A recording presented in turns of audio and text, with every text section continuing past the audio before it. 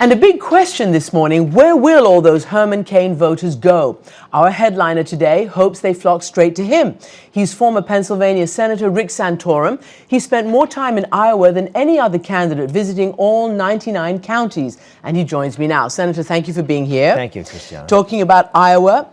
You're staking your campaign on that, but you must have seen the latest, the Des Moines Register poll. Yeah. It's not encouraging. 6%, tied for last. It's better than it was before. I mean, if you look at every poll, we keep moving up slowly, but we're within the margin of error of both Rick Perry and Michelle Bachmann, both of whom have had enormous attention by the national media and have had money and resources. Rick Perry is running literally millions of dollars of ads in Iowa, and he's right next to me in the poll. So I'm actually encouraged that the people of Iowa, as they go down to the end here, start looking at all the candidates. We think we're going to do very, very well. We have a very strong, consistent conservative message that matches up better with Iowans than anybody else, and we think we're going to surprise a lot of people. You talk about a strong, consistent conservative message, and a lot of people do say, yes, he does. However, we are very concerned. He lost his election in Pennsylvania by a landslide, 20 points. He's not electable. Everybody's had a bit of a boomlet, but not you. Well, that's a good thing. It's a great thing not to have had it. We have a month to go before the election, and as you know, Christiana, it's a lifetime in politics. So if you look at all these little boomlets, they last about 4 to 6 weeks. Newt's in about week 3. So we feel pretty good that come middle of December and toward the end of December, as candidates are looking for a candidate they can trust, someone that is authentic, someone who knows what they believe in and why they believe it, and has a record to back up the rhetoric as to what they want to do to change this country, because we do need big changes. Well, who's been doing that? Who's been out there? Who's been fighting City Hall, if you will, and having success at doing it?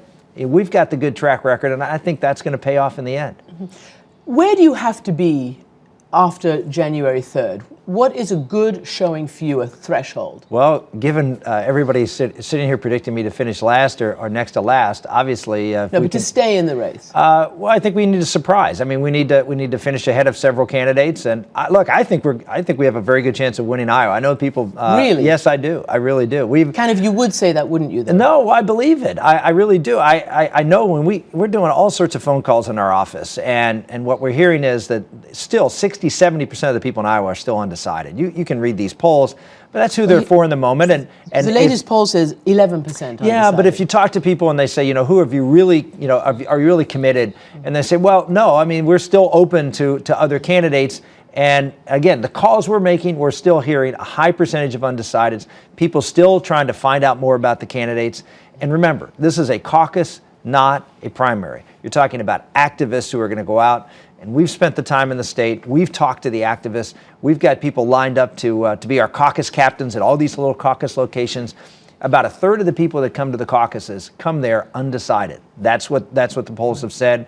And we'll have people at those caucuses advocating for us because I've been in their county. They know my message. They know what I want to accomplish. It's been a strong message of pro-growth, family values, strong national security, and I think that's going to do well. Let me ask you about your family. Yeah. You are very public about your 7 children. Yeah. You've been very public and have been very emotional, of course, talking about your young daughter, Bella, who you've said has basically a life that's measured in days and weeks. Well, it certainly is according to the medical statistics, but we've been very blessed. I mean, she's 3.5 years of age.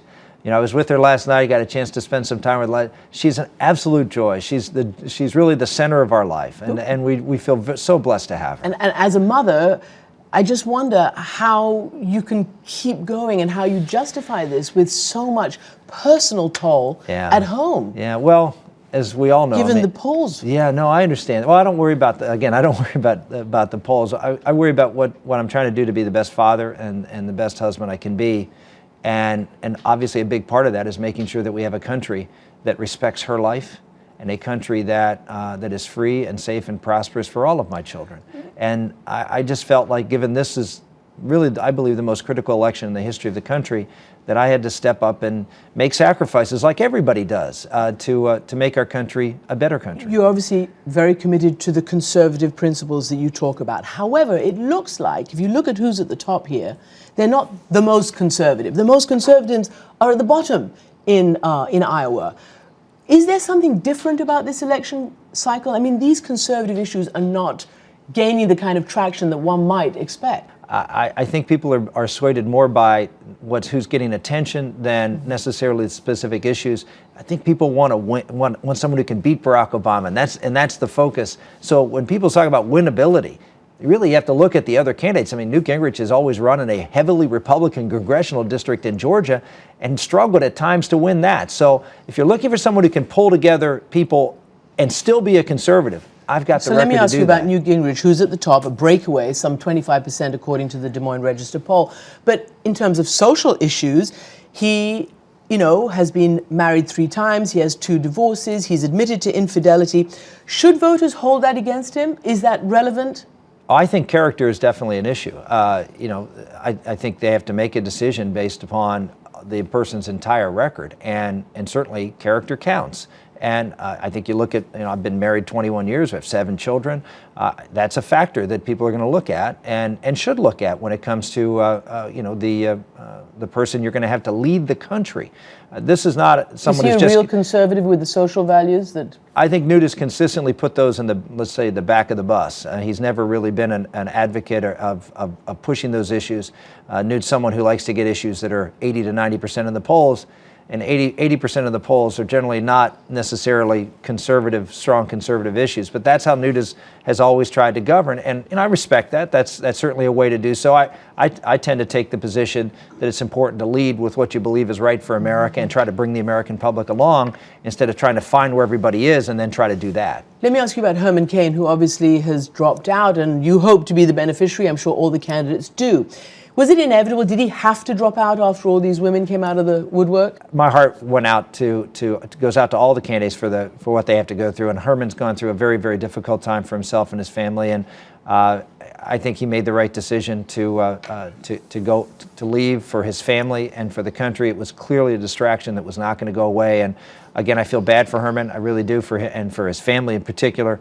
And I hope that they can get well. Mitt Romney was the putative front runner.